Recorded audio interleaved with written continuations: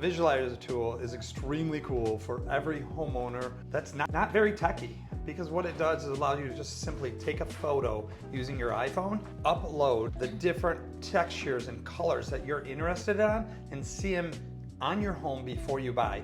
And this is good for both roofing and siding. So it's an incredible free tool to all our potential customers.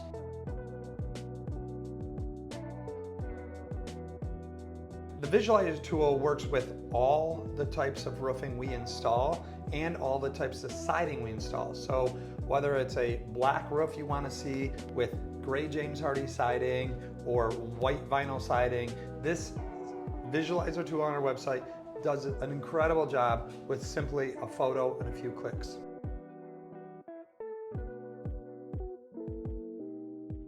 I think it's really important to understand what you're buying and what you're gonna look like. And I always like having my customers fall in love with their new home, with the redesigned home before they buy. So when we get to the construction phase, it's kind of the boring part because we've spent so much time, we've slowed down to put together the perfect design using our free visualizer tool among many of the tools we use.